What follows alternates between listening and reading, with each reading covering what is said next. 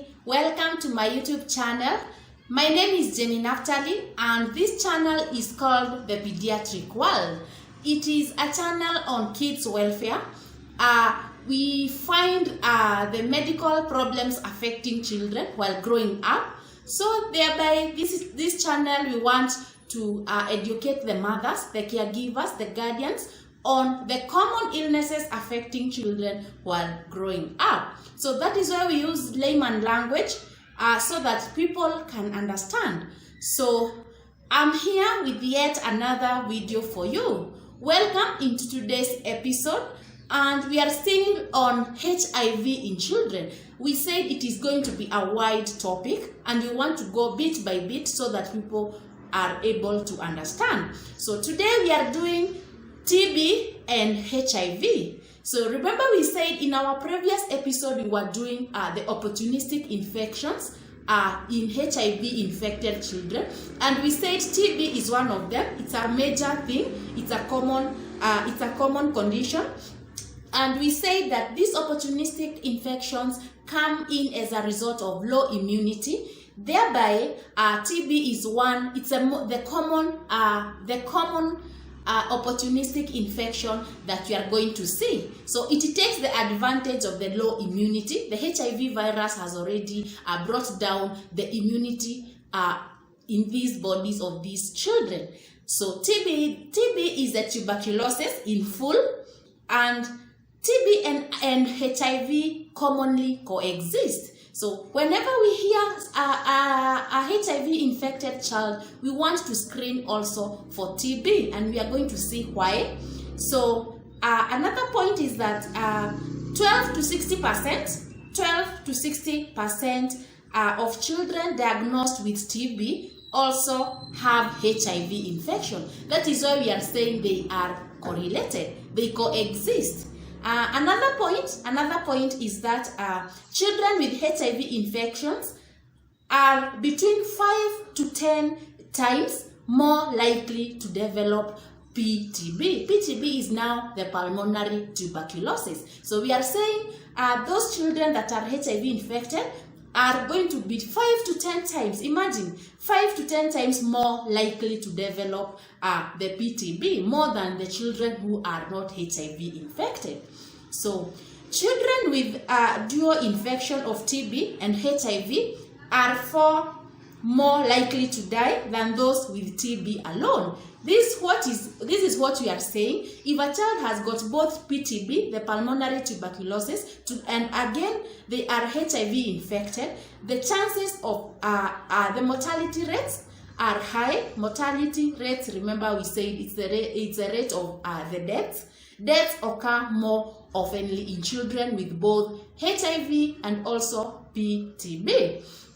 Now, what is TB pathogenesis? So in children, TB diagnosis is often primary TB. So normally it is the initial infection.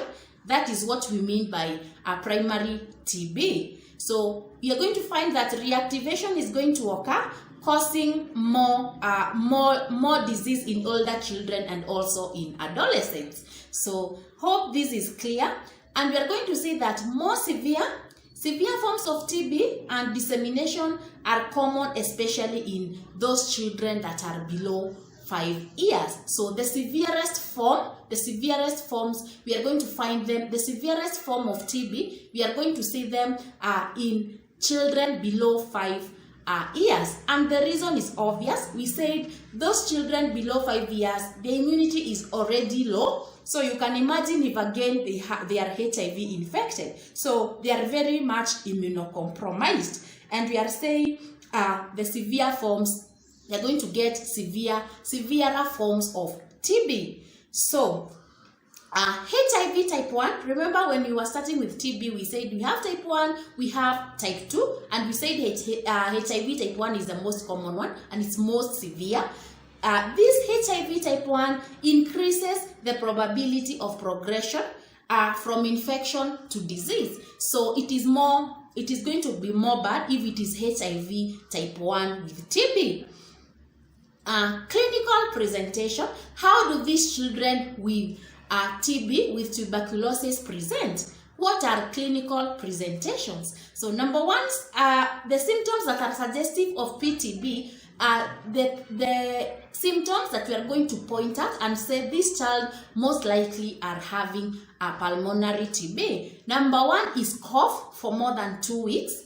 So the keyword here is more than 2 weeks. So if a child has got a cough, it is not the same one. If the cough, we want to know that how long this cough has been there. So if it is 2 days, you can treat with antibiotics. But if it is more than 2 weeks, now we know we have a severe form. Something is happening, and this one could be pulmonary TB. These children also have persistent fevers. They may or not have night sweats for more than 2 weeks again. So they have persistent fevers.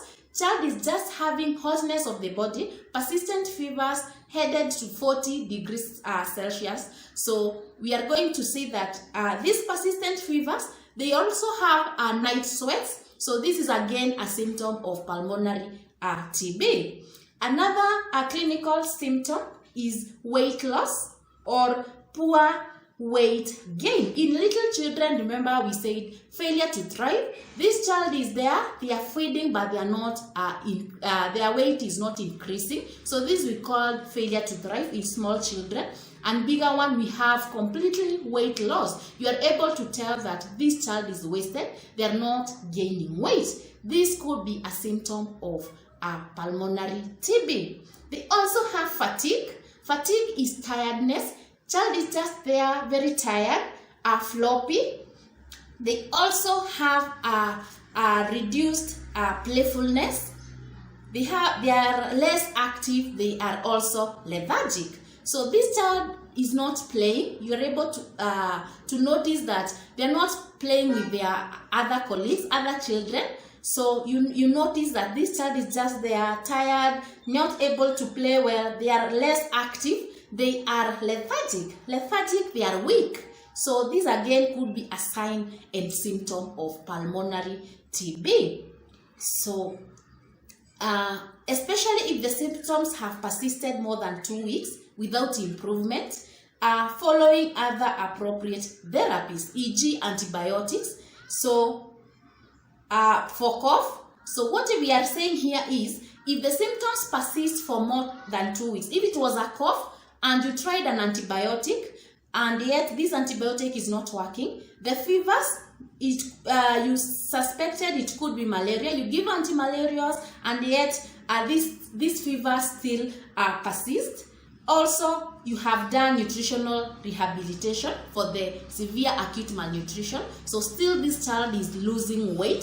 So this could be a sign of pulmonary PTB. What we are saying, if it was just cough, then just a broad spectrum, a good antibiotic could clear this cough. But you see it persisting for 2 weeks, then it is high time we think that this could be pulmonary TB. So this is it. This is a clinical presentation. This is how children with PTB present, and we are saying it is TB with HIV infection. HIV goes to get hand in hand with pulmonary TB, and we said TB is now an opportunistic infection. So I hope this is clear. We've just started on TB. We want to see how they are related with HIV, and this is at the end of today's episode. We've done the clinical presentation. We've tried to understand how PTB presents and how the HIV with TB makes the mortality rate to be even more high. So thank you for staying tuned. I hope now we are somewhere. If you haven't watched other episodes on HIV, please go back and watch so that we may be together, so that you're not lost. If you haven't subscribed, kindly consider subscribing. If you're there, you are watching this, kindly subscribe. And if you're that returning subscriber, thank you so much for your support. Remember to switch on your notifications so that you can be among the first people to know every time I post a new video here. Thank you so much. Till next time. Bye bye.